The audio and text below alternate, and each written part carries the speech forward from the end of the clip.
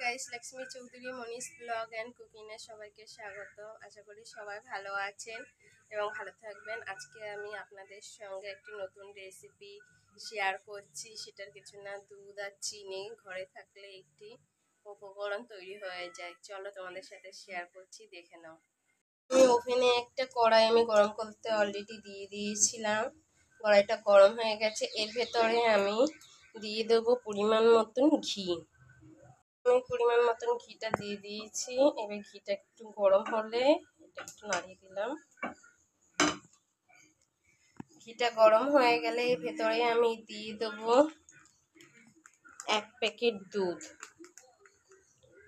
দিয়ে দিয়েছি। দুধটাকে ঘিয়ের ভেতরে, এখানে কোনো জল ইউজ করবে না। এর ভেতরে আমি দিয়ে দেবো পরিমাণ মতন 2-3টে এলাচ। দুধটা উঠছে, এটাকে ভালো করে নেড়ে দিতে হবে। এর সঙ্গে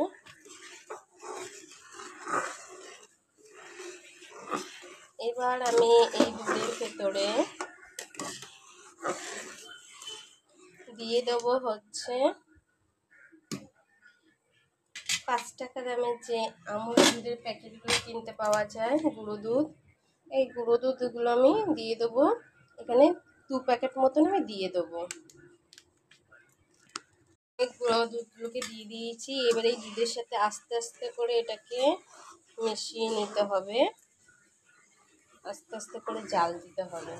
দুধটাকে ভালো করে এর সাথে মিশিয়ে নিয়ে আস্তে আস্তে জাল দিলে দুধগুলো গলে যাবে।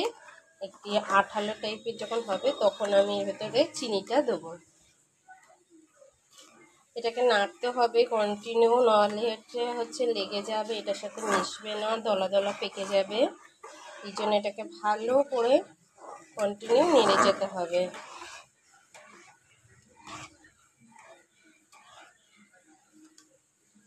এটাকে ভালো করে নাড়তে হবে। পরিমাণ মতন চিনি আর লবণ কিন্তু অলরেডি আমি দিয়ে দিয়েছি। এবার দেখতেই পাচ্ছি এটাকে শুধু এখন ফটিয়ে যেতে হবে আর অনবরত নাড়তে হবে। এটা যতক্ষণ না টাইট হবে ততক্ষণ এটাকে অনবরত দুধটাকে নেড়ে যেতে হবে। দেখো দুধের কালারটা কিন্তু অনেকটা ঘিয়া ঘিয়া কালারের চলে এসছে। এখানে যদি অনেকে হলুদ রং ইউজ করতে চাও করতে পারো, কিন্তু আমি এটা সাদাই রাখবো, এই জন্য আমি কোনো রং মেশাচ্ছি না। তো এটাকে অনবরত নেড়ে যেতে হবে। এটাকে থামালে কিন্তু হবে না, এটাকে অনবরত নেড়ে যেতে হবে। এটাকে টাইট আঠালো ভাব হবে, তারপরে আমি এটাকে নামাবো। ওরা কীভাবে উতাল পাতাল করছে, এটাকে অনবরত নাড়তে নাড়তে দেখো অনেকটা এরকম হয়ে গেছে। এখনও এটাকে আরও ফোটাতে হবে। এমনি সব কিছু অলরেডি দেওয়া হয়ে গেছে পরিমাণ মতন। তোমরা এখানে চেক করে নেবে যার যেরকম চিনি লবণ ঠিকঠাক আছে কিনা।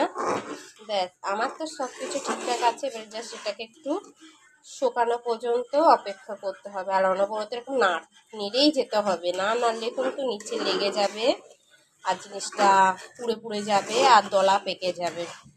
এই জন্য এটাকে অনবরত নেড়ে যেতে হবে। বন্ধুরা, আমারটা অনেকটা টাইট হয়ে এসছে। আরেকটু করবো, আরেকটু টাইট করার পরে তারপর আমি নামিয়ে দেবো। কড়াইতে লেগে লেগে যাবে, এই জন্য নাড়িয়ে যেতে হবে অনবরত। আর মিষ্টি জিনিস যেহেতু চিনিটা দেওয়া হয়ে গেছে, এই জন্য আরও তাড়াতাড়ি লেগে যাচ্ছে। এটাকে তোমাকে খেয়াল রাখতে হবে, এটাকে সেই বুঝে নাড়িয়ে যেতে হবে কন্টিনিউ।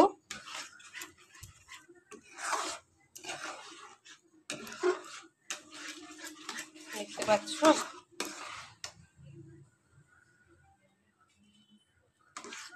আর একটু নাড়িয়ে টাইট করে নিলেই আমার হয়ে যাবে। ধরা দেখো আমার হয়ে গেছে, আঠালো মতন হয়ে গেছে। তো আমি এটাকে নামিয়ে নিয়েছি। দেখতে পাচ্ছ কতটা থকথকে হয়েছে। আর অনবরত না নাড়লে দেখো সাইডে দেখতে পাচ্ছ লেগে যেত, লেগে গেছে অল্প অল্প। যাই হোক, আমি সেই জন্য এতটুকু মিষ্টি দিলে দিতে যাই লেগে যায়, ঠিক আছে? এটাকে তোমাকে খেয়াল রাখতে হবে। এবার আমি একটু পাখাটাকে চালিয়ে দিয়েছি। এটা একটু গরম, একটু ঠান্ডা হবে তখন এটাকে শেপ দিতে হবে, নাহলে একদম ঠান্ডা হয়ে গেলে এটা এমনি শক্ত হয়ে যাবে। এটাকে গরম গরম থাকতেই করতে হবে। যেমন নাড়ু পাকালে আমরা নাড়ুর যেমন গরম ভাবটা থেকে যেমন গোল পাকটা দিই, ঠিক সেরকম ভাবে এটাকে করতে হবে। তো এটা একটু ঠান্ডা হয়ে নিই, তারপরে আমি এটাকে মানে ডিজাইনটা শেপটা দেবো। তোরা দেখো ওটা ঠান্ডা হয়ে গেলে, হালকা গরম হালকা ঠান্ডা হয়ে গেলে তখন এই পাত্রেটা, যে পাত্রে রাখবে সে পাত্রে একটু ঘি মাখিয়ে নেবে, হাতে একটু ঘি মাখিয়ে নেবে। তারপরে ওটা নিয়ে লম্বা করে দুপাশ চিপে দিলেই কিন্তু গুজিয়া এইভাবে শেপ দিয়ে দেবে, দিয়ে ফ্রিজে ঢুকিয়ে দেবে। অলরেডি এগুলো শক্ত হয়ে যাবে। আমার চ্যানেলটি ভালো লাগলে প্লিজ সাবস্ক্রাইব করো, ফলো করো। এখানে ভিডিওটা আমি শেষ করছি। Tata, bye bye.